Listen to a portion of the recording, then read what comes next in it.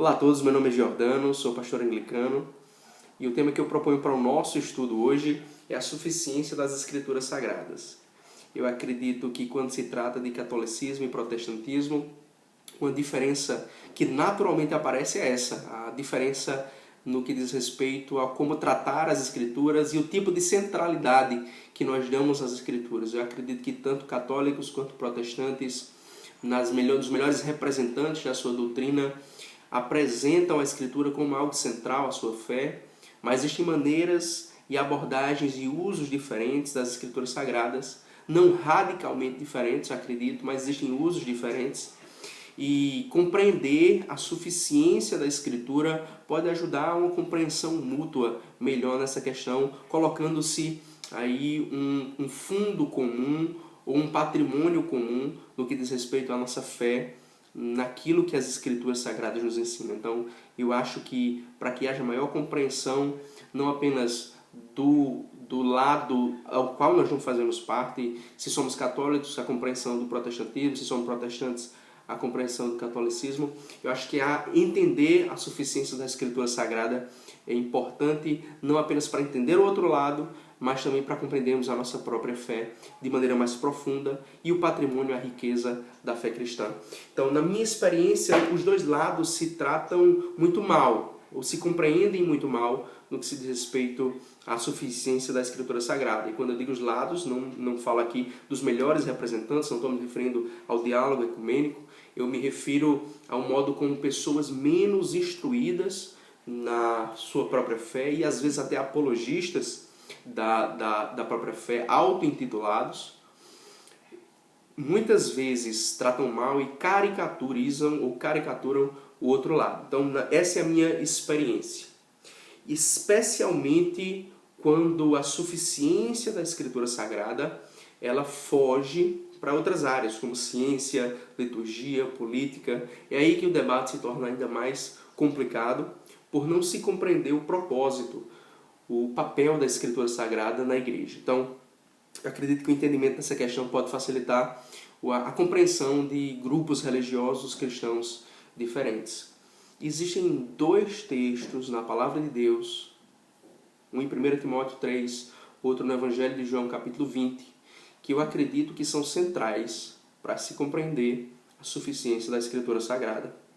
O primeiro texto, 1 Timóteo 3, 15 e 16, diz o seguinte: Tu, porém, permanece naquilo que aprendeste e de que foste inteirado, sabendo de que o aprendeste e que desde a infância sabes as sagradas letras, que podem tornar-te sábio para a salvação pela fé em Cristo Jesus. Veja que o apóstolo Paulo, tratando com Timóteo, e eu coloco aqui o apóstolo Paulo na perspectiva daquele que é identificado como o autor tradicional, ou tradicionalmente identificado como autor da epístola, ele se coloca diante de Timóteo como alguém que já foi instruído, que já conhece a Escritura Sagrada. Escritura Sagrada que ele nomeia, que ele chama como sagradas letras, e ele fala sobre o benefício que a Escritura Sagrada, a leitura, o conhecimento da Escritura Sagrada pode trazer para Timóteo. Lembrando que nesse primeiro período da fé cristã, as Escrituras Sagradas não estavam ainda completas. Então, quando nós falávamos de sagradas letras, sagradas Escrituras, nós nos referíamos, nesse período, ao Antigo Testamento. A Bíblia da igreja, nesse período, era o Antigo Testamento. Claro que muitos dos primeiros escritos cristãos, os primeiros evangelhos, as primeiras cartas de Paulo, já estavam começando a circular, mas não havia ainda uma coleção completa das Escrituras Sagradas, e por isso, quando os cristãos se referiam às Escrituras, eles estavam tratando do Antigo Testamento apenas, possivelmente já com o acréscimo de alguns livros do Novo Testamento, que como memórias dos apóstolos, como um testemunho apostólico, já tinham essa importância. Mas sabemos que aqui o apóstolo Paulo se refere especificamente ao Antigo Testamento, porque ele diz que Timóteo, desde a infância, sabe as Sagradas Letras, ou seja, desde um período anterior, ele já tinha um conhecimento das Escrituras Sagradas, e isso provavelmente nos remete ao Antigo Testamento por uma questão cronológica. Então, o apóstolo Paulo disse que as Escrituras Sagradas podem torná-lo sábio para a salvação pela fé em Cristo Jesus.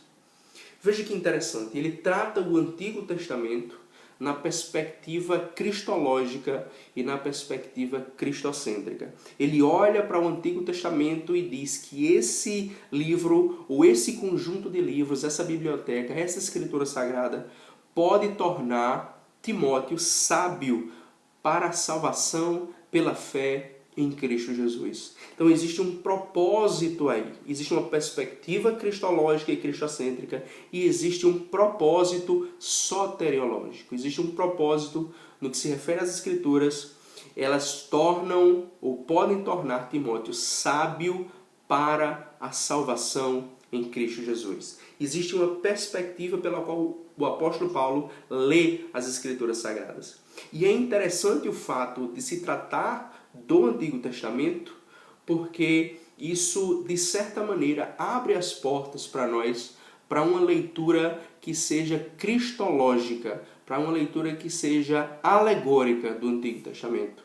Nós sabemos que desde o princípio, vários livros do Antigo Testamento foram interpretados pelos cristãos de maneira alegórica. Os comentários patrísticos e depois escolásticos ao livro do Cântico dos Cânticos, esses comentários são predominantemente comentários alegóricos, mesmo numa perspectiva de uma leitura mais literal, ligada ao que nós chamamos ou costumamos chamar de escola de Antioquia, uma escola cuja hermenêutica enfatizava o sentido literal e histórico das Escrituras. Ainda assim, esses comentários eles eram alegóricos, ao menos no que diz respeito ao livro de Cântico dos Cânticos. Então, o que o apóstolo Paulo faz aqui é olhar as Escrituras numa perspectiva cristológica e cristocêntrica. E por isso, ele nos permite, ele nos ensina a ver, nesses livros como o Cântico dos Cânticos, uma sabedoria para a salvação pela fé em Cristo Jesus. Então, Paulo coloca uma perspectiva para a nossa leitura. Ele vê um propósito nas Escrituras Sagradas, na leitura cristã. Se é um propósito que se identifica com a intenção original do autor, é uma outra questão. Nós sabemos que os profetas do Antigo Testamento, os escritores sagrados do Antigo Testamento, não tinham a mesma compreensão aprofundada da fé cristã que nós podemos ter hoje. Ou seja, embora para eles em vários momentos houvesse revelações que dizem respeito a Cristo, ainda o mistério de Cristo não havia sido revelado a eles. E por isso eles não tinham ainda essa mesma compreensão que nós temos. Então, quando eles escreveram o que escreveram, a intenção deles foi uma.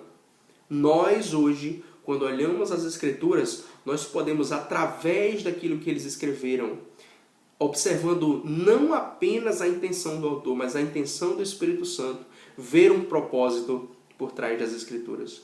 Então existe uma centralidade na pessoa de Cristo nas Escrituras Sagradas. Muitas pessoas costumam dizer, procurando defender a mesma noção, a mesma ideia, dizer que Cristo é a chave da Escritura Sagrada. Essa é uma maneira de colocar essa questão. Talvez a analogia não seja a melhor, mas eu acredito que essa é a perspectiva correta para a leitura do Antigo Testamento, ler o Antigo Testamento a partir de uma perspectiva que seja cristã, lê-lo como escritura da igreja que torna sábio para a salvação em Cristo Jesus. É por isso, por exemplo, que diversos livros do Antigo Testamento, como é o caso de Hebreus particularmente, esses livros, quando leem o Antigo Testamento, eles leem esses acontecimentos não apenas como relatos da história de Israel, da conquista da terra, da manutenção da terra, do exílio em relação à terra, mas eles veem nesses acontecimentos e nessas profecias, nesses ensinos do Antigo Testamento,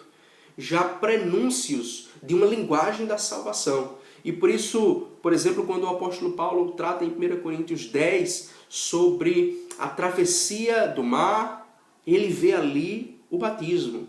Ou quando ele vê, por exemplo, a pedra, a rocha que foi ferida e verteu água para o povo, ele vê nessa rocha Cristo. Então, por isso, uma leitura cristológica ou cristocêntrica do Antigo Testamento, ela deve focar a salvação, e esse é o exemplo apostólico de ler o Antigo Testamento. Existe um segundo texto, que é o Evangelho de João, capítulo 20, versículos 30 e 31.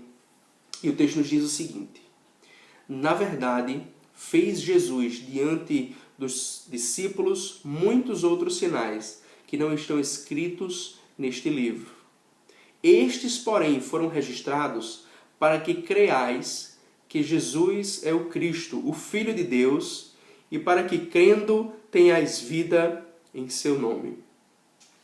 Esse texto é muito famoso, muito conhecido, particularmente o versículo 30, que é um texto que nos mostra que Jesus teve uma vida mais ampla do que aquilo que registra os evangelhos. Se utiliza aí uma expressão sinais, uma expressão que é usada ao longo do Evangelho de João para se referir particularmente a certos milagres que revelam a pessoa de Cristo, através dos quais os discípulos e outras pessoas vêm a crer em Cristo. E esses sinais se iniciam na transformação da água em vinho no casamento em Caná. E existe um debate sobre isso, mas o último sinal que Cristo realizou como milagre foi ressuscitar Lázaro, e foi o milagre que levou ele, dentro do contexto desse evangelho, a ser perseguido e depois crucificado. Nós podemos falar também da cruz como um último sinal que acontece no contexto do Evangelho de João, do quarto Evangelho. E aí os sinais, eles são milagres. Jesus realizou muitos outros sinais, mas esses que foram registrados, eles têm um propósito. Eles foram registrados, versículo 30 diz: para que creiais que Jesus é o Cristo, Filho de Deus, e para que, crendo, tenhais vida em seu nome. Novamente, um texto bíblico, assim como fez 1 Timóteo 3, ele vê um propósito. Agora, não mais observando o Antigo Testamento, mas um livro do Novo Testamento falando sobre si mesmo, diz: o propósito pelo qual esse evangelho foi escrito, esses sinais foram revelados, é para que vocês creiam que Jesus é o Cristo, o Messias, o Filho de Deus, e para que, crendo, tenhas vida em seu nome. Então existe um propósito que é a salvação pela fé em Cristo Jesus. O mesmo propósito que é testemunhado em 1 Timóteo 3,16. Desculpe, 2 Timóteo 3,16. Esse mesmo propósito está no Evangelho de João. Ele foi o critério pelo qual João selecionou aquilo que estaria no seu Evangelho. Então, esses textos veem um propósito comum, a salvação pela fé em Cristo. Observamos o mesmo ao longo do Antigo Testamento. Observamos o mesmo ao longo do Novo Testamento. Existe um propósito. Cristo, ele é anunciado continuamente, de maneira explícita no Novo Testamento. Ele é o tema que recorre de maneira mais constante no Novo Testamento. E ele deve ser a maneira através da qual nós lemos o Antigo Testamento. Nós vemos sempre os apóstolos falando e tratando da pessoa de Cristo. Em 1 Coríntios 2, versículos 1 e 2, o apóstolo Paulo escreveu: e eu, irmãos, quando fui ter convosco, anunciando-vos o testemunho de Deus, não fui com sublimidade de palavras ou de sabedoria, porque nada me propôs a saber entre vós, senão a Jesus Cristo e este crucificado. O apóstolo Paulo tinha um centro na sua mensagem, e esse centro era a pessoa de Cristo. Aqui nesses versículos ele se refere a quando ele esteve entre os coríntios e de viva voz pregou entre eles. Mas isso já mostra que havia uma preocupação central na temática apostólica. E isso se reflete nas cartas que são escritas. É o mesmo evangelho que é comunicado nessas cartas, através dessas cartas. É um evangelho sobre a pessoa de Cristo e sobre como esse Cristo crucificado é o que nos salva. Então, através de Cristo é que se conhece o mistério trinitário. Ou seja, a doutrina cristã, ela tem esses dois polos muito importantes. A Trindade como doutrina central, como mistério que é revelado, mas esse mistério é revelado através da pessoa de Cristo. Então Cristo ele se torna, de certa maneira, a janela através do qual nós conhecemos o Espírito Santo e nós conhecemos o Pai. Ele revela o Pai e ele revela o Espírito Santo, de certa maneira. Então, essa mesma temática trinitária, ela enfoca a pessoa de Cristo como aquele que dá a conhecer Deus na sua totalidade, é aquele que abre-nos ao conhecimento de Deus. Então, existe uma história trinitária ao longo das Escrituras Sagradas. Existe uma continuidade da revelação nas Escrituras Sagradas acerca de Deus, na qual Deus se dá a conhecer e também se doa, se compartilha com o ser humano. Então, nós não conhecemos nenhum Cristo dissociado da Trindade e nós não conhecemos a Trindade sem Cristo. São duas coisas que estão conectadas. Claro que no Antigo Testamento existe uma preparação para esse pleno conhecimento da doutrina da Trindade, mas essa preparação leva a um fim que é, através de Cristo, conhecer a Deus. Então, a conclusão que nós temos a partir disso é que a Escritura ela tem um propósito a cumprir. E a suficiência das Escrituras está ligada ao cumprimento desse propósito, e não outros propósitos, como a ciência, a liturgia, a política e outros temas. A Escritura tem um propósito e muitas vezes certas pessoas, por quererem honrar a centralidade das Escrituras, e é uma centralidade correta, é correto desejar honrar a centralidade das Escrituras, ainda assim muitas pessoas tratam de maneira muito equivocada essa honra concedida, essa centralidade concedida às Escrituras e acabam estendendo a suficiência das Escrituras para outras temáticas.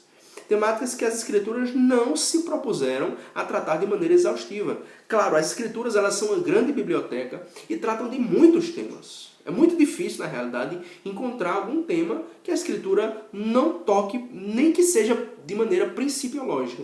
É muito difícil. Mas existem esses temas e a Escritura ela tem uma centralidade, ela tem um foco, ela tem um tema central. E diante disso nós não podemos exigir que as Escrituras tratem de maneira detalhada certos temas que estavam fora da preocupação de Deus e do Espírito de Deus através do Espírito Santo, quando as Escrituras elas foram elaboradas pelos apóstolos, quando elas foram coletadas, preservadas pela igreja. Então a Escritura não é a fonte de todas as verdades. Na realidade, mesmo as verdades que estão nela e verdades que estão apenas nela, essas verdades elas não encontram nas Escrituras a sua fonte. As Escrituras, primeiro, elas passaram por um processo de revelação. Primeiro Deus revelou aquelas verdades e em um determinado momento e período elas foram escritas. Em alguns casos, alguns livros, essa dilação de tempo, essa demora entre a revelação e a escrita foi muito pequena. Deus revelou ao profeta e o profeta imediatamente escreveu aquilo ali. E grande parte daquilo que nós temos no Novo Testamento, não. Então, existe uma variedade de maneiras através das quais as Escrituras foram escritas. Então, a Escritura não é a fonte de todas as verdades, mas ela é o testemunho das verdades mais importantes. Ela testemunha essas verdades mais importantes, seja explicitamente, seja implicitamente. Quando eu digo que as Escrituras Sagradas elas são suficientes para o conhecimento, para a sabedoria da fé em Cristo, ou para a salvação pela fé em Cristo, ou como dizem alguns documentos protestantes, as Escrituras contêm todas as coisas necessárias para a salvação. Isso precisa ser entendido. Nós precisamos qualificar isso, e eu acredito que de duas maneiras importantes. A primeira é que essa suficiência da Escritura se dá num contexto da fé cristã. Ou seja, onde a fé cristã já foi afirmada. A Escritura ela só foi completada quando já havia cristãos, quando já havia comunidades, quando já havia a Igreja de Cristo. Claro que os primeiros escritos do Antigo Testamento é anterior à Igreja, é anterior a Cristo no sentido da sua encarnação. Mas nós entendemos que esse processo de finalização trouxe uma completude à revelação, e essa completude da revelação escrita se deu posteriormente. Primeiro houve a igreja, para depois poder haver uma completude da revelação contida nas Escrituras. Então, essa suficiência das Escrituras se dá num contexto em que a fé cristã já foi afirmada, onde essa fé já é conhecida, onde Cristo já é Senhor, já é reconhecido como Senhor. Somente a partir disso é que nós podemos falar de uma suficiência das Escrituras. Elas não são compreensíveis fora ou num vácuo. Elas não são compreendidas fora do contexto da fé cristã. Elas não são compreendíveis fora dessa afirmação prévia. Ou seja, quando nós dizemos que as Escrituras são suficientes, queremos dizer que elas são suficientes para os cristãos. Existe uma afirmação prévia da fé cristã que é anterior às Escrituras e que serve como base não só para a interpretação, mas para a própria cognição das Escrituras. Então, nós precisamos afirmar a fé cristã como ela é afirmada lá na Epístola de Judas, em Judas, versículos 3 e 4. Ou seja, como uma fé que primeiro foi entregue por Deus, houve primeiro um depósito, e essa fé que foi depositada é anterior à própria Epístola de Judas. Judas fala da fé cristã como uma fé que foi dada de uma vez por todas. Ou seja, antes dessa carta ser escrita, a fé já estava lá. A fé já estava sendo pregada, ensinada, vivida. As pessoas já eram salvas por Cristo através dessa fé cristã. Então, essa fé cristã que é pregada é anterior às Escrituras. As Escrituras, elas dão uma completude à cognição dessa revelação. Então, a Escritura Sagrada não deu origem à fé cristã. Os cristãos não surgiram depois das Escrituras. A fé cristã, como um documento completo, ela é um produto dessa fé cristã, um produto revelado por Deus, mas é posterior. Ela testemunha dessa fé, mas ela não é a origem. Então nós não podemos dizer que a igreja surgiu das Escrituras. A igreja, ela foi instrumental para a completude das Escrituras. Então isso é a base de todo o estudo histórico-crítico do Novo Testamento. Não existe estudo histórico-crítico do Novo Testamento que não leve isso em conta, tanto faz se é católico ou protestante. Todo o estudo histórico das Escrituras, ele parte dessa perspectiva hermenêutica de que as Escrituras, elas só fazem sentido num contexto como parte, como expressão de um movimento cristão. Não precisamos ceder a um excesso de expressionismo ou expressivismo das Escrituras, mas nós precisamos reconhecer que elas existem como expressão de uma fé cristã que é anterior às Escrituras. Claro, guiada pelo Espírito Santo. Então, por isso, o Novo Testamento traz as marcas das comunidades. Por exemplo, as cartas paulinas. Isso vale para todo o Novo Testamento, mas nós costumamos falar disso principalmente quando tratamos das cartas do apóstolo Paulo. Elas são situacionais. Elas estão ligadas a certas situações, a certos conflitos ou certos problemas que precisaram ser solucionados nas primeiras comunidades cristãs. Então essas cartas, elas só são compreensíveis dentro desse contexto, dentro dessa situação. Fora disso, elas não são compreensíveis. Então, por isso, nós precisamos entender que primeiro houve a fé cristã, depois houve uma escritura que é suficiente nesse contexto onde a fé cristã já foi afirmada. Então, em vários momentos, a própria Escritura Sagrada nos fala de maneira que, às vezes, desafia a nossa compreensão. Como, por exemplo, quando o apóstolo Paulo, em 1 Coríntios 15, fala daqueles que se batizam pelos mortos, ou quando o livro do Apocalipse menciona os nicolaítas. Nós podemos associar esses dois textos bíblicos e outros a certos acontecimentos, a certas práticas, a certas heresias ou a certas práticas ortodoxas que existiram, que aparecem no período patrístico. Então, no período patrístico fala-se dos nicolaítas e no período patrístico debate-se sobre o que significa esse batizar-se pelos mortos. Mas o contexto em que essas cartas foram escritas, esse contexto ele era tão específico para aquelas pessoas que receberam esses escritos originalmente, que hoje para nós é um desafio. A que se referem esses textos exatamente? É um desafio historicamente nós afirmarmos. algo específico sobre isso. Por quê? Porque as Escrituras trazem as marcas do contexto, da comunidade, da situação histórica que é anterior à própria Escritura, como uma biblioteca completa. Então, a Escritura está inserida nesse círculo hermenêutico, em um contexto que a torna inteligível. Então, quando nós lemos as Escrituras, e isso é algo que qualquer estudo de hermenêutica, católica ou protestante, vai afirmar, que as Escrituras se situam dentro de um contexto, dentro de um círculo hermenêutico, e ao mesmo tempo que a Escritura ela precisa desse contexto para ser compreensível, essa Escritura também informa esse contexto. Então, para entendermos aquilo que a Escritura nos diz, quando nós lemos o Novo Testamento em grego, nós precisamos entender, óbvio, a língua grega que era falada naquela época. Por outro lado, o Novo Testamento também nos ajuda a entender essa língua que era falada naquela época, que era escrita naquela época, porque o próprio Novo Testamento tem suas maneiras, tem seus semiticismos, aramaísmos, hebraísmos, e isso muitas vezes é algo tão específico do Novo Testamento que existe uma circularidade.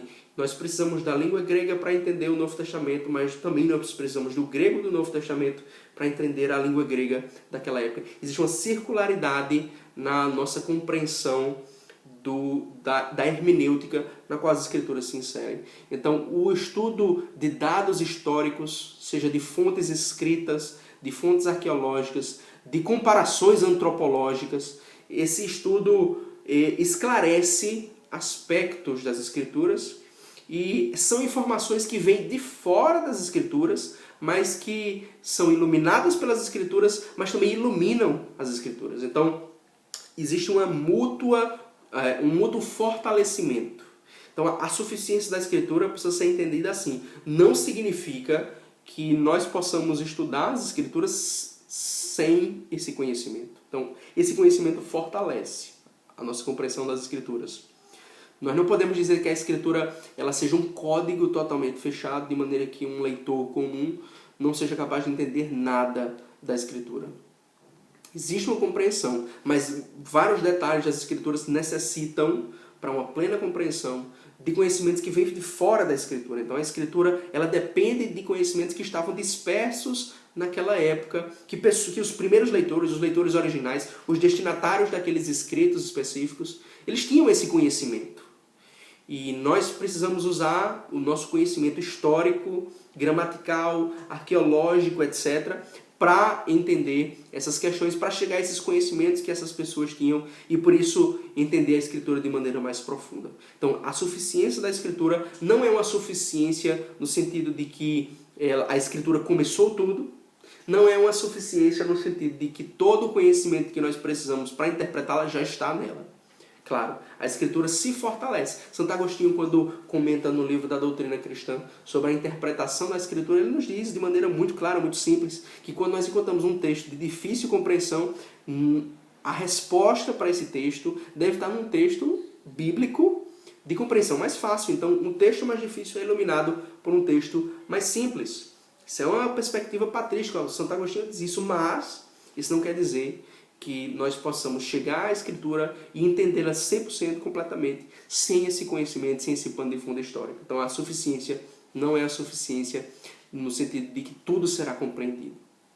Então, em nenhum momento das Escrituras Sagradas se explica, por exemplo, o que significa a palavra César.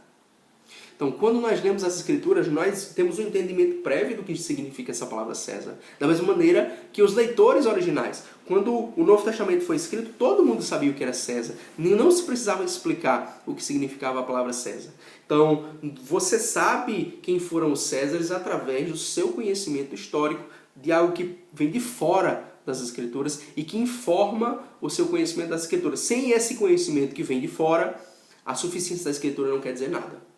Então, existe uma dependência das Escrituras em relação a essas outras fontes, ou uma dependência nossa em relação a essas outras fontes, e por isso a suficiência é uma suficiência para a salvação pela fé em Cristo, desde que a Escritura seja corretamente interpretada. E essa interpretação correta depende, sim, de outros conhecimentos e de outras fontes. Então essa é uma primeira qualificação. Uma segunda qualificação importante dentro disso é que essa suficiência não significa que as Escrituras tenham respostas explícitas para todas as perguntas que hoje nós fazemos. Muitas vezes ela tem respostas explícitas, mas grande parte das suas respostas não desfruta dessa condição. Nós temos muitas respostas implícitas nas Escrituras. Então, quando nós lemos documentos confessionais protestantes, os 39 artigos, Confissão de Fé de Westminster, e nós comparamos isso com a teologia católica romana, com aquilo que São Tomás de Aquino escreveu, nós vemos o mesmo tipo de afirmação estruturalmente, em contextos teológicos diferentes, mas estruturalmente o mesmo tipo de afirmação, que é de que existem verdades nas Escrituras que são explícitas e outras verdades que são deduzidas, que nós chegamos a essas verdades através das Escrituras, mas elas não estão expressas explicitamente nas Escrituras, e por isso existe um processo para se chegar a essas conclusões. Não existe uma dedução tão simples dessas verdades, elas não estão explícitas nas Escrituras, mas através das Escrituras é possível chegar a essa conclusão. Então são verdades que estão implícitas nas Escrituras. São Gregório de Nissa, no seu 5º discurso teológico, fala do Espírito Santo dessa maneira. Ele nos diz o seguinte: no Antigo Testamento existe uma afirmação clara da divindade do Pai. Óbvio, Deus, Pai, é Deus. Existe uma afirmação de que há um Deus único no Antigo Testamento. Então, o Antigo Testamento fala explicitamente da divindade do Pai.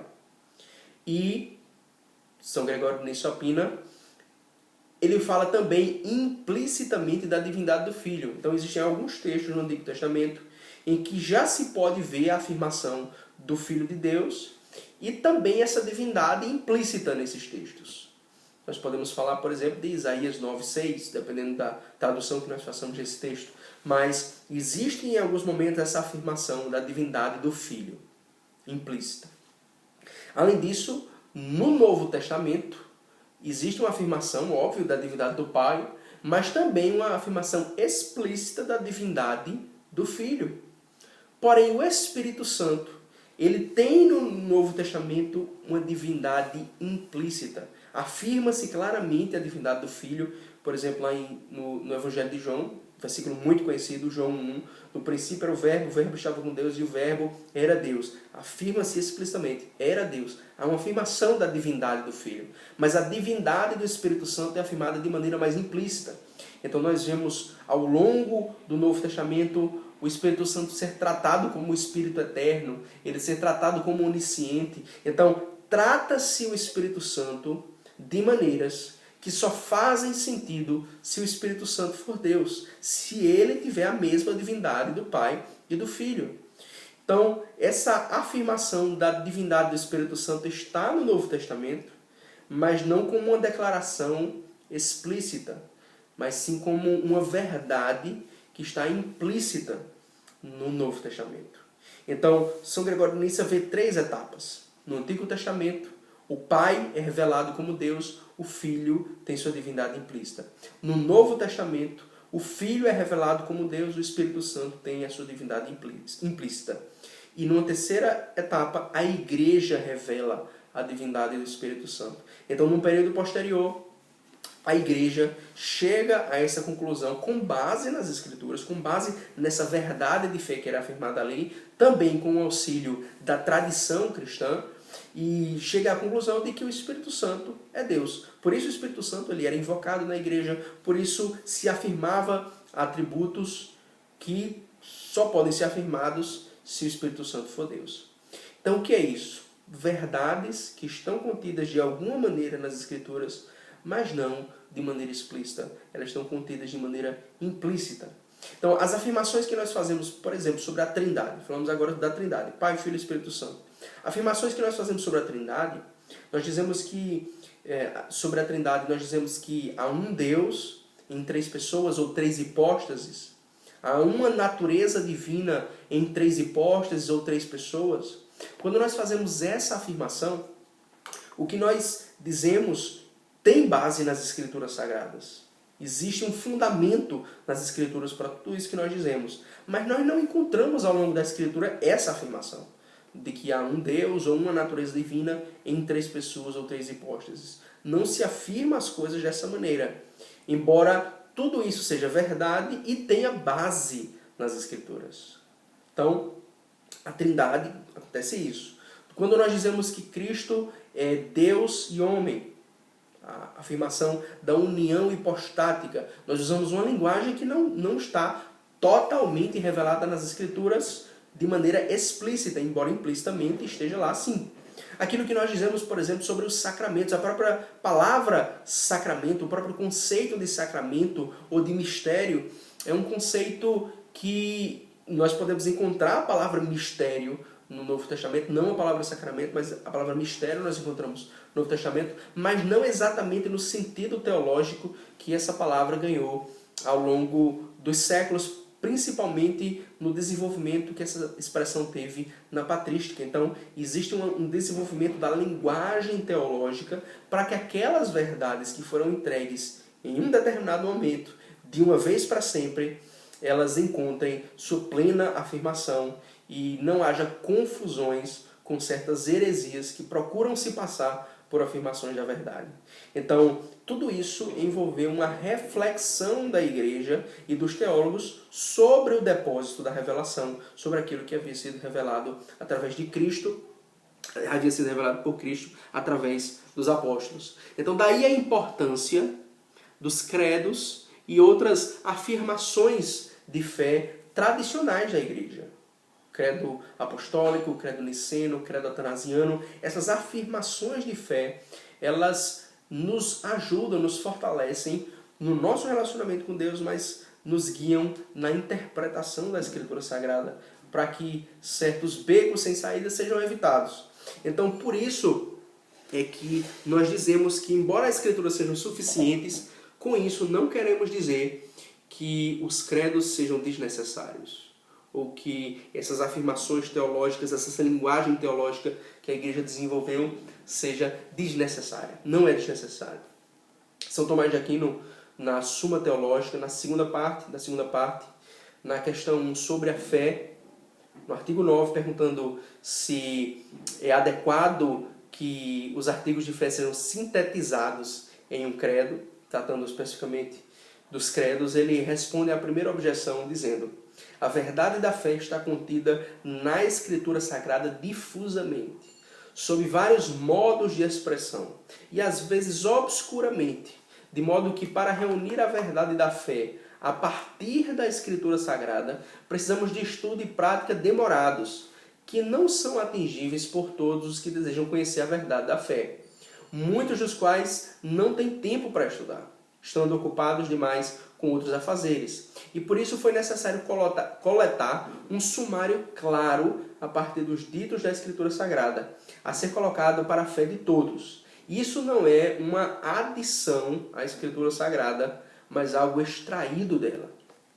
Então, quando São Tomás de Aquino reflete sobre o credo, o que ele nos diz é que aquilo que o credo afirma como síntese da fé cristã foi extraído da Escritura Sagrada, mas que foi necessário para que esse conhecimento, essa verdade da Escritura, que é algo que exige muito estudo e muito aprofundamento, para que isso seja conhecido pelas pessoas, foi necessário afirmar-se isso de maneira sintética, resumida em alguns breves artigos de fé. Então, a referência aqui é a Escritura Sagrada. A Escritura Sagrada aí, ela é a base para o credo que foi formulado. Então, São Tomás de Aquino vê as Escrituras como os pais da igreja viam.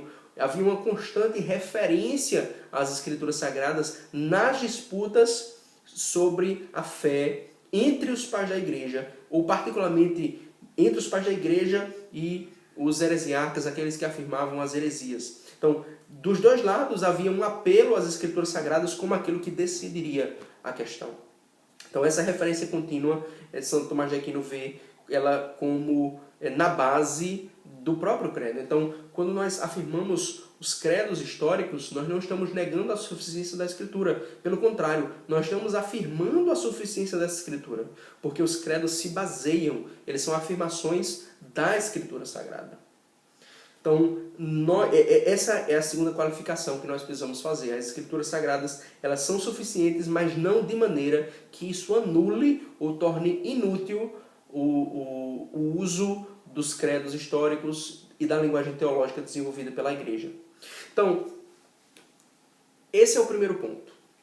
A Escritura é suficiente para a salvação pela fé em Cristo. Quando eu digo que a Escritura é suficiente, desde que corretamente interpretada de acordo com esses credos, com essas afirmações de fé da Igreja, interpretada de acordo com o seu círculo hermenêutico, interpretada de acordo com o seu contexto histórico, com a situação linguística vivenciada e afirmada nas Escrituras. Quando eu digo tudo isso, eu sinalizo que a Escritura não é suficiente para outras questões. Um tema sobre o qual a Escritura não é suficiente é a ciência. E eu acredito que na passagem do século XIX para o século XX, esse tema ganhou certo relevo. A Escritura ela começou a ser alvo de questionamentos quanto à validade da visão de mundo que ela propunha, ou das visões de mundo que ela propunha, e da validade das afirmações que ela fazia de uma perspectiva científica. Não que a Escritura fizesse afirmações científicas, mas a partir de um escrutínio científico daquilo que ela afirmava, se havia validade. Então a Escritura começou a ser tratada como objeto de comparação com a ciência.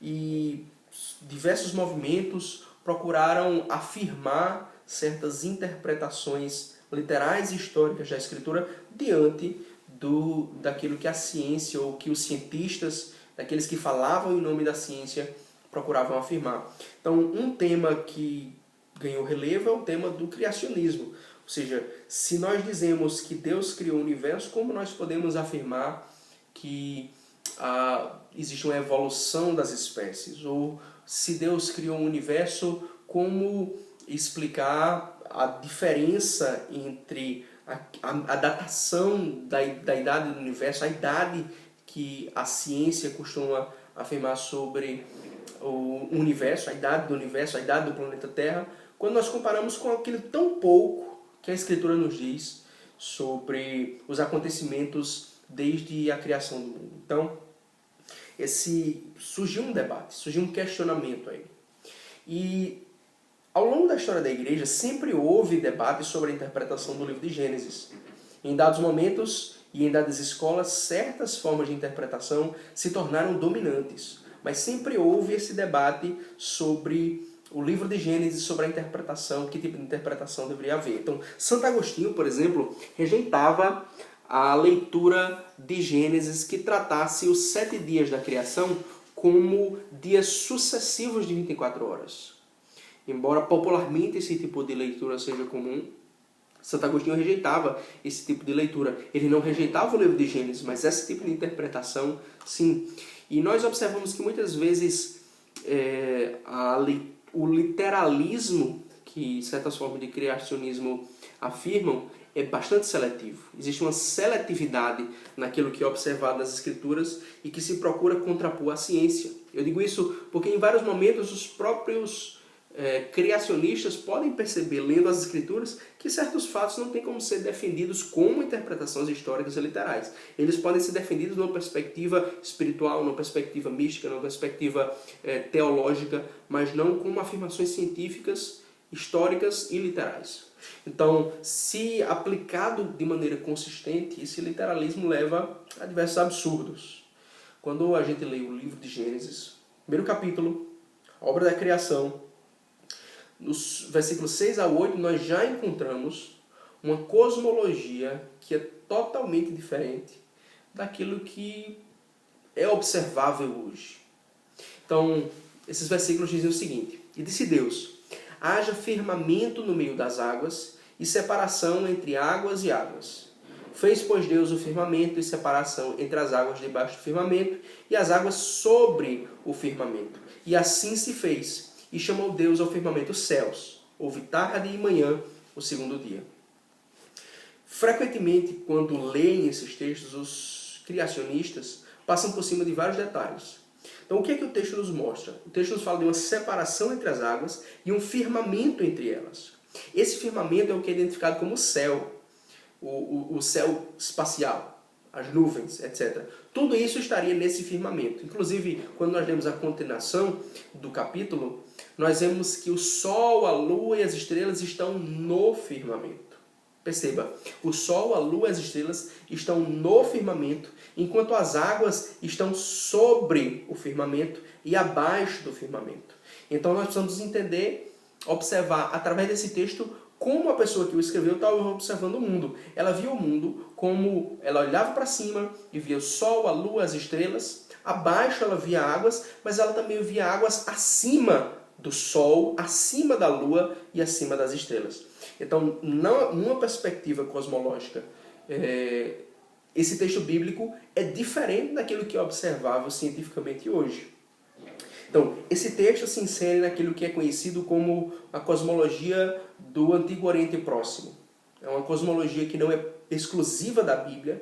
Ela é observável, por exemplo, é um dos temas centrais da Enuma Elish, e um mito babilônico, e é afirmada também no ciclo de Baal, é afirmada na literatura cananeia ou cananita. Então, esse tipo de cosmologia afirmava uma tripartição do universo. Você tinha a Terra no centro, existia um firmamento, o céu acima, e você tinha abaixo da Terra um submundo que era composto de águas. Então, isso não aparece apenas no primeiro livro de Gênesis. Nessa cosmologia, nós vemos a Terra como plana. A Terra ela é plana e é colocada sobre as águas. As águas estão abaixo da Terra e acima da Terra você tem o firmamento, acima do firmamento você tem as águas. Quando ocorre o dilúvio, no livro de Gênesis, se diz que se abrem as comportas do céu para descer água. Essas comportas são justamente essa água que está acima do sol, acima da lua, acima das estrelas. Ora, naquilo que nós sabemos hoje sobre a distância do sol, da lua, das estrelas, nada disso faz sentido. E querer afirmar isso como um acontecimento histórico e literal, e não como uma descrição cosmológica dentro das limitações que havia na época, mas de certas verdades espirituais. Ou seja, em vez de olhar para as Escrituras e ver a intenção do Espírito Santo, nós olharmos para a Escritura como um manual de ciência, nós encontramos uma óbvia contradição. Uma contradição entre aquilo que é observável pela ciência e aquilo que, dentro dessa interpretação, a Escritura afirmaria. Quando, na realidade, o erro não está na Escritura, o erro está na interpretação que se faz da Escritura. Então, nós não podemos rejeitar o livro de Gênesis, a Escritura Sagrada, e nem podemos abrir mão de reconhecer a ação sobrenatural de Deus no mundo, os milagres. Nada disso pode ser abandonado. A fé cristã depende desses milagres. A fé cristã, no centro dela existe um milagre, a ressurreição de Cristo, a encarnação do Verbo de Deus. Existem milagres que são centrais à fé cristã. Então a fé cristã depende desses milagres. Mas nós precisamos saber que a Escritura não é suficiente para informar nossa ciência e nem mesmo é suficiente para nos dar os métodos através dos quais essa ciência é conduzida. A Escritura não é um manual de ciência. E além das ciências naturais, nós podemos incluir a ciência histórica e outras ciências. Quando nós comparamos os evangelhos, por exemplo, a história da cura do filho do centurião, em Mateus 8 e Lucas 7, nós percebemos que nelas não existe um cuidado de explicar a história com a máxima precisão histórica. Porque existem diferenças entre essas duas narrativas e essas diferenças não são reconciliáveis como descrições históricas literais e exatas. Elas podem ser reconciliadas teologicamente, porque a intenção de Mateus e de Lucas, essa intenção foi teológica. E essa intenção estava alinhada à intenção que o Espírito Santo tinha em usar esses textos e essas lições para instruir a igreja. Mas não havia ali uma intenção de explicar historicamente a coisa nos mínimos detalhes, de maneira que a gente possa, através da Escritura, construir história diretamente. Ou seja, a Escritura ela não pode ser automaticamente traduzida como história. Nem tudo o que está nela é histórico, nem tudo o que está nela é literal. Tudo é verdade sagrada. mas nem tudo é histórico e nem tudo é literal. Do mesmo modo, o livro de Gênesis explica a origem das nações através da genealogia de Noé. Todas as nações do mundo proviriam de Noé. Mas quando a gente lê a tábua das nações em Gênesis 10, nós vemos que as 70 ou 72 nações ali representadas se limitam a uma parte da Europa, uma parte da África e uma parte da Ásia. Justamente o mundo que era conhecido pelos hebreus naquela época.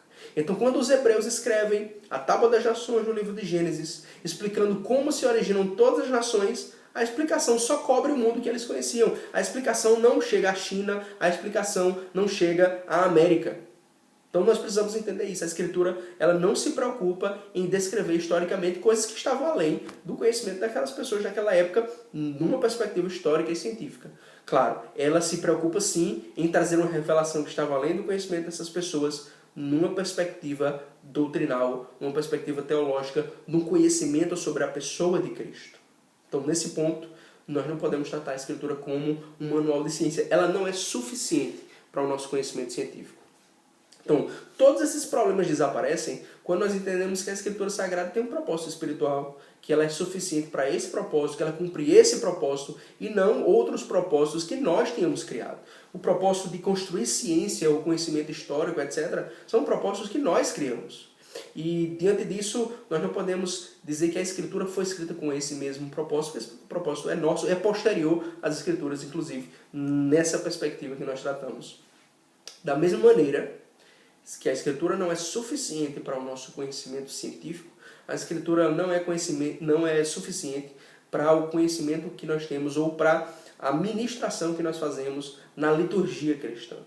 Nós podemos dizer que os princípios sobre os quais a nossa liturgia se baseia estão nas Escrituras. Isso é debatível, mas nós podemos dizer que esses princípios se baseiam nas Escrituras Sagradas.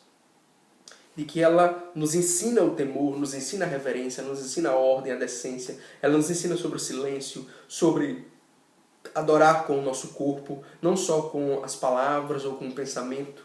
Então as Escrituras têm muitos princípios sobre como deve ser a liturgia, de como deve ser a adoração. Inclusive, ela apresenta em alguns momentos, como no livro do Apocalipse, certas liturgias sendo conduzidas.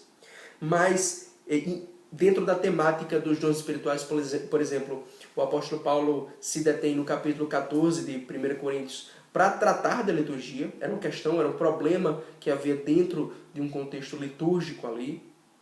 Mas nós não podemos dizer que a Escritura fornece todas as informações, todas as determinações sobre como deve ser a celebração cristã. É falso dizer que a Escritura é suficiente para a nossa liturgia. A Escritura Sagrada não é suficiente para a nossa liturgia.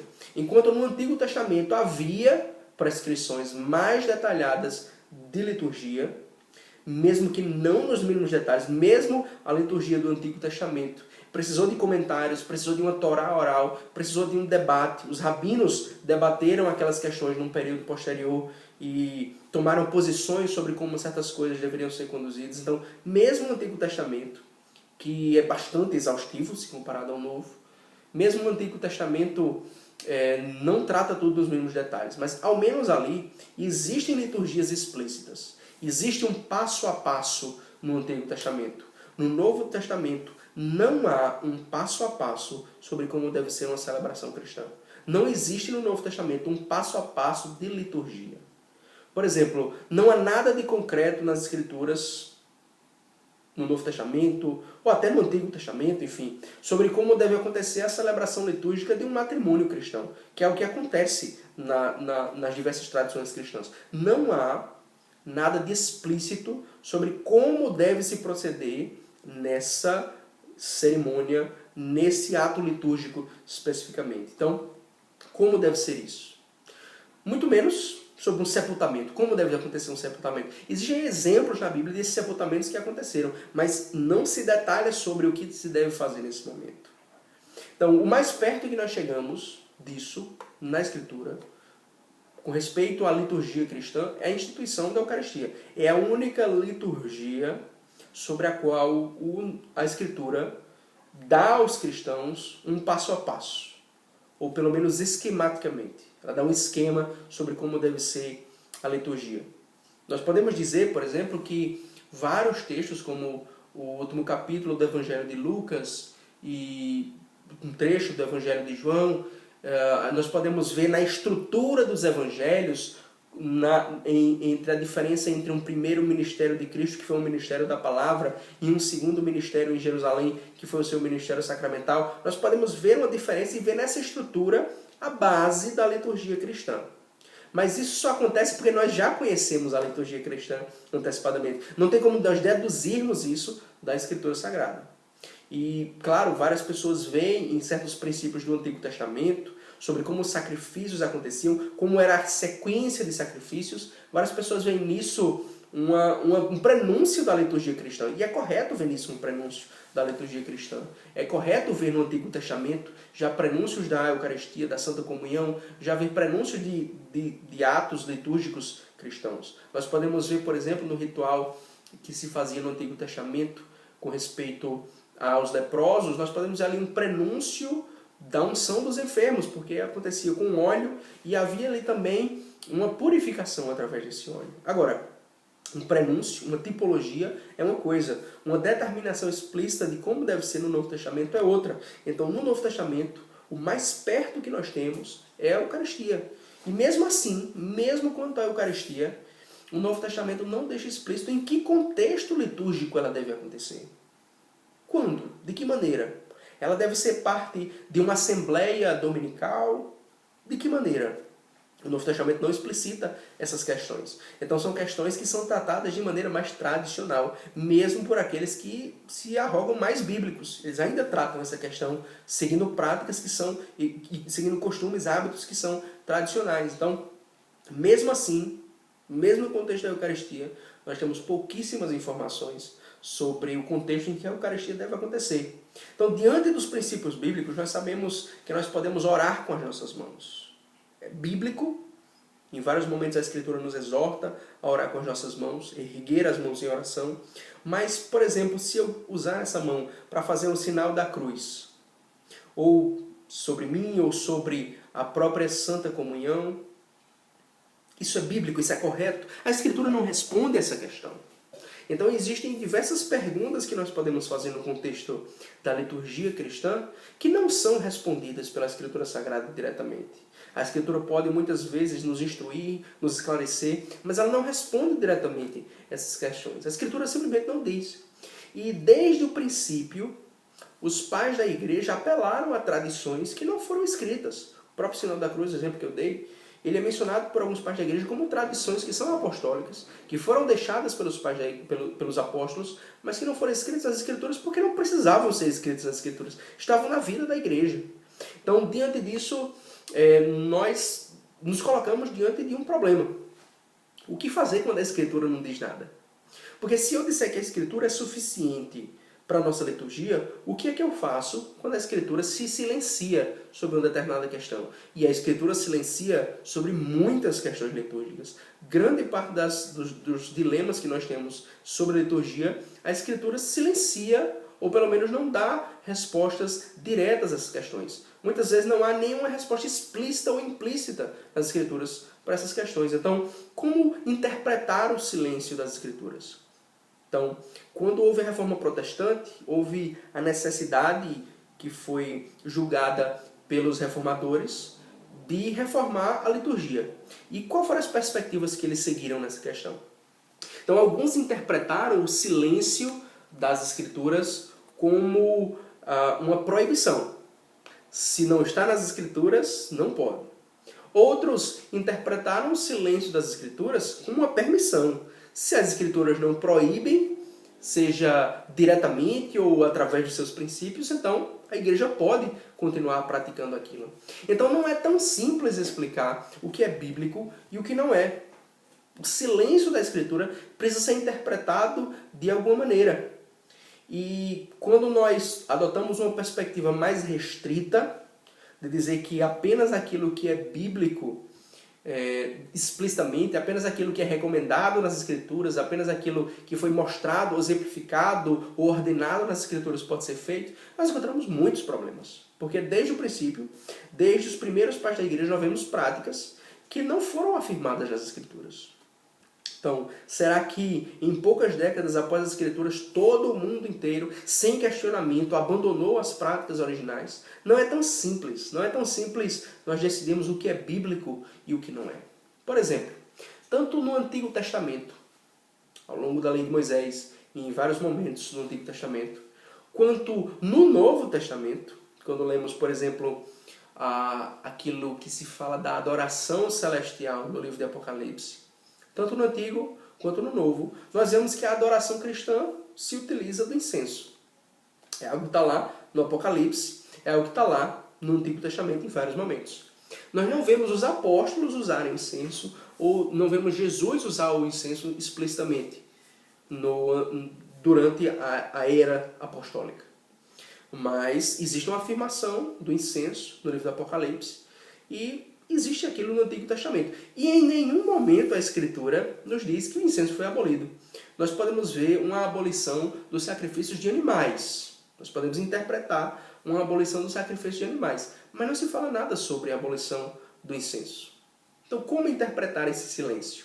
Se o incenso reaparece no livro do Apocalipse. E mais, o incenso ele não foi imediatamente adotado pelos pais da igreja. Somente após alguns séculos é que a prática do uso do incenso na liturgia se tornou comum. Então, entre os próprios pais da igreja, aquilo foi uma questão polêmica. Então, como interpretar esse silêncio? Como tratar isso no contexto da igreja? No fim das contas, não é a Bíblia, mas o teólogo que acaba decidindo o que deve ser considerado bíblico e o que não deve. Em muitos casos, práticas que são claramente bíblicas, como erguer as mãos em oração ou ungir os enfermos, são condenadas por pessoas que têm uma perspectiva muito restrita sobre as Escrituras. Então, essa forma mais restrita de fazer apenas aquilo que a Bíblia ensina é conhecida como o princípio regulador do culto. É a primeira pessoa que na história da igreja empregou esse princípio foi Zwinglio. Nós podemos interpretar a obra dele de outra maneira, mas numa perspectiva, Zwinglio foi a primeira pessoa que empregou esse princípio no século XVI. Antes disso, não havia nenhuma consciência na igreja de restringir as práticas daquilo que estava nas Escrituras. Isso foi uma novidade na história da igreja. E depois isso, óbvio, foi associado ao movimento dos puritanos ingleses. Então, é preciso interpretar o Novo Testamento como ele foi escrito. Voltando, mais uma vez, ao propósito do Novo Testamento, ao propósito das Escrituras. Nenhum livro do Novo Testamento foi escrito para ser uma explicação litúrgica completa. Os livros do Antigo Testamento, sim, a Lei de Moisés, o livro de Levítico, alguns trechos de Número e Deuteronômio, foram escritos explicitamente para serem uma explicação litúrgica completa. Não nos mínimos detalhes, mas ao menos no esquema geral, completa. Além disso, a liturgia cristã já estava sendo realizada antes do Novo Testamento ser composto. Ela primeiro foi celebrada e só depois foi escrita. Então, quando o Novo Testamento começou a ser composto, ele só lidou com as questões situacionais, com certos problemas de certas comunidades no que diz respeito à liturgia. Nunca houve a necessidade de ter uma explicação litúrgica completa. Então, o Novo Testamento não foi escrito para ser uma explicação da liturgia. Então, quando nós tratamos a Escritura como se fosse uma explicação completa da liturgia, tudo da liturgia tem que ter na Escritura, eu estou violando a própria intenção com a qual a Escritura foi escrita.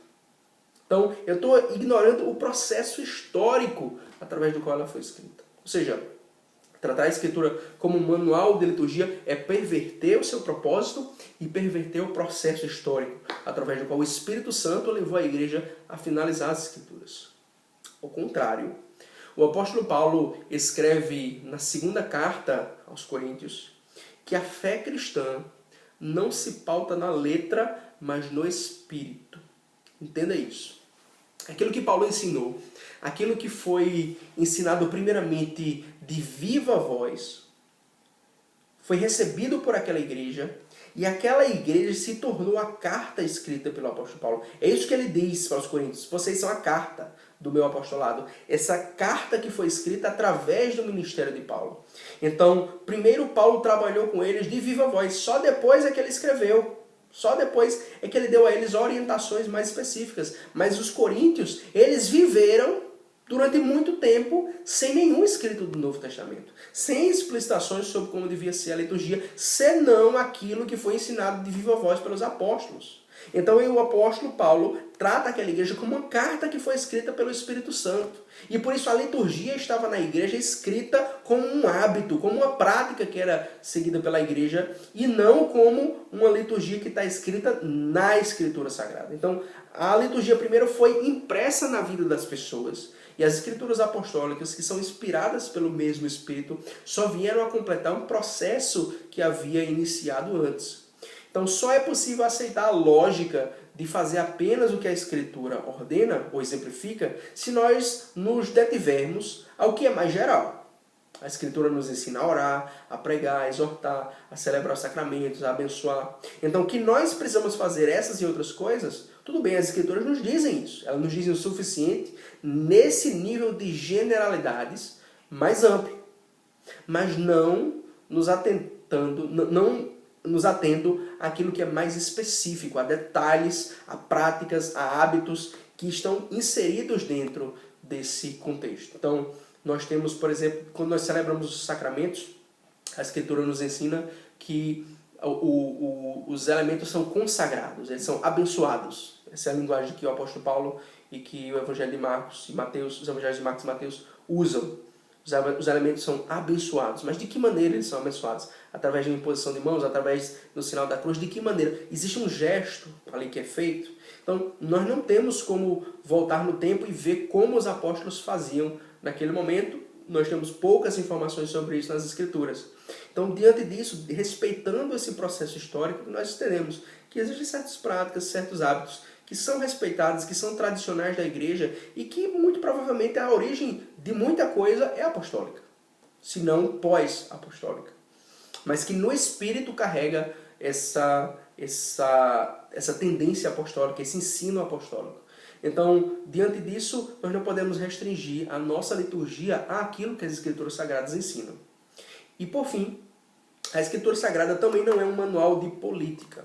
Esse foi um outro debate que está diretamente ligado ao debate da liturgia, no sentido de que foram as mesmas pessoas historicamente que defenderam as duas coisas, ou seja, de usar a Escritura como suficiente para a política, como suficiente para a liturgia.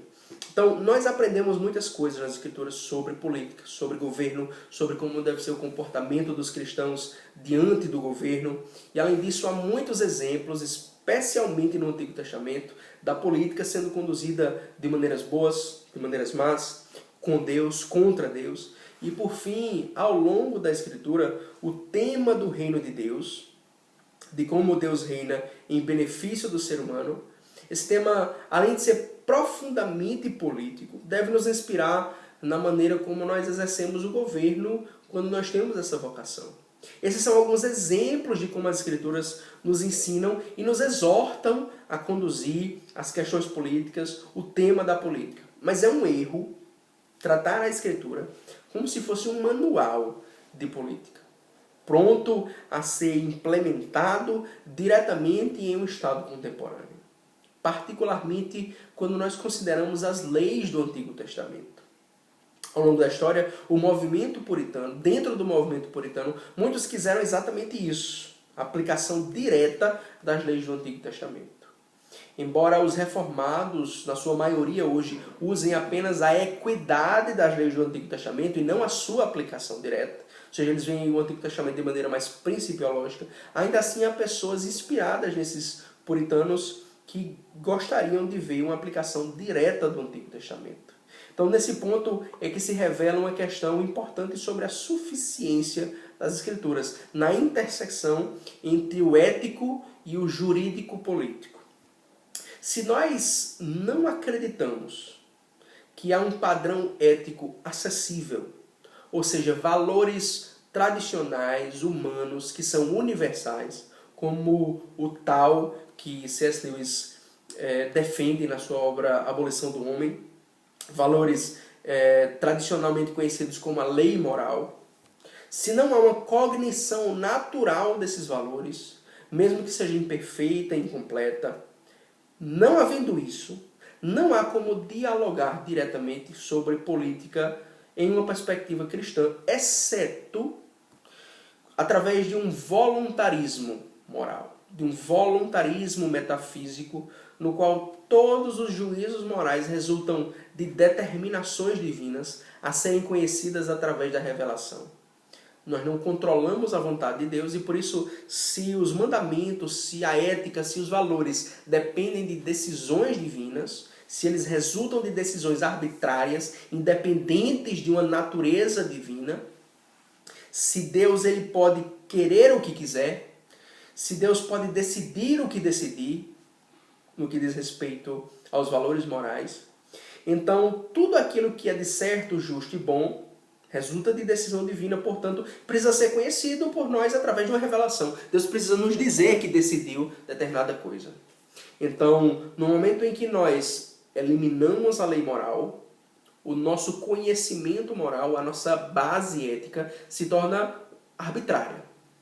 E por isso, nós só conhecemos esses valores através da revelação. Ora, esse foi mais ou menos o raciocínio de Guilherme de Ockham, mais ou menos. Então, se nós queremos que haja justiça na política, e a única justiça que existe é a da revelação, naturalmente a política deverá se basear na legislação que a revelação nos dá. Esse foi o raciocínio de muitos dos puritanos. Ou seja, nós precisamos aplicar aquilo que há de mais justo, e o que há de mais justo é o que está nas Escrituras, foi o que Deus nos revelou.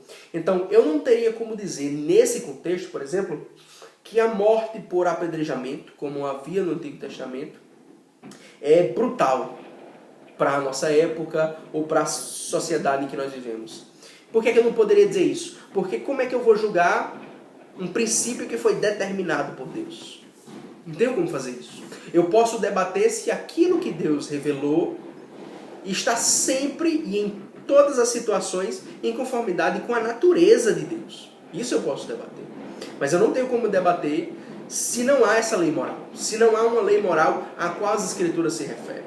Então eu não posso dizer, por exemplo, digamos, se alguém quiser aplicar a lei do Antigo Testamento sobre a pena de morte, pena capital, eu não posso dizer que o apedrejamento seria melhor ou pior do que a injeção letal, a prisão perpétua ou qualquer outra pena. A única coisa que eu posso decidir é que Deus determinou que será para apedrejamento e ponto final. Então, diante disso, no momento em que eu elimino a lei moral como um meio, como um médium, através do qual nós podemos dialogar, como um ambiente no qual nós dialogamos sobre as determinações éticas. Então, a partir do momento que eu elimino isso, eu elimino o diálogo. Eu só posso decidir sobre isso se não for apenas uma questão de decisão divina, mas de valores divinos acessíveis, que eu posso consultar para determinar se essas leis do Antigo Testamento podem todas ou algumas, no todo ou em parte, serem aplicadas hoje. É o que Richard Hooker debate no final do século XVI com os puritanos. Ali, no seu livro sobre as leis, o que está em jogo é se existe uma lei divina eterna. E é o que Hooker defende. Existe uma lei divina eterna. Essa lei divina eterna é imutável. Mas aquilo que está no Antigo Testamento, aquelas leis específicas, aqueles mandamentos, refletem essa lei divina imutável naquela situação. E em outras situações, como na nossa sociedade hoje, esses mandamentos especificamente não mais refletiriam essa lei divina se forem aplicados da mesma maneira que eram aplicados no Antigo Testamento. Então, aqueles valores que havia naquelas leis precisam ser aplicados de uma maneira diferente hoje. Os valores são preservados, mas nós não podemos aplicar tudo da mesma maneira. Então, o argumento de Hooker é de que existe essa lei divina, que está incorporada e representada nas Escrituras, mas essas Escrituras representam a lei divina aplicada a uma determinada situação, a uma determinada condição, e aplicá-la igualmente em outra situação seria injusto. Era justo naquele contexto, naquela situação, para aquelas pessoas, mas num contexto diferente, precisa se aplicar esses valores de uma maneira diferente. Então, esse apelo à lei divina eterna aparece continuamente ao longo das Escrituras. elas pressupõem um conhecimento moral prévio. Se nós não temos um conhecimento moral prévio, anterior às Escrituras são ininteligíveis. Nós não temos como compreendê-las sem isso. Então a Escritura fala muito sobre justiça, dá muitos exemplos de justiça, mas ela não conceitua jamais a justiça, ela jamais explica o que é a justiça. Ela apenas corrige o nosso entendimento incorreto sobre a justiça, mas ela pressupõe algum conhecimento sobre justiça. Por isso, em 1 Coríntios 11, quando trata da questão do cabelo e do véu, e das diferenças entre homem e mulher, o apóstolo Paulo pergunta, não vos ensina a mesma natureza? O que isso quer dizer? O apóstolo Paulo apela para uma natureza que nos informa sobre o que é o certo e o errado. O que Paulo quer ali é mostrar que a própria natureza nos ensina algo de maneira prévia à revelação explícita.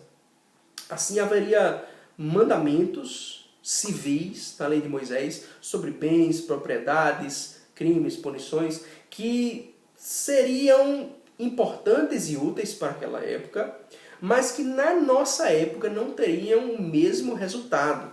Não por conta de uma evolução social, mas simplesmente por uma mudança de condições na sociedade. Nós não estamos nas mesmas condições. E eu só posso dizer se cada mandamento da lei, civil, e eu só posso dizer se cada mandamento da lei civil do Antigo Testamento não... E eu só posso dizer isso se cada mandamento da lei civil do Antigo Testamento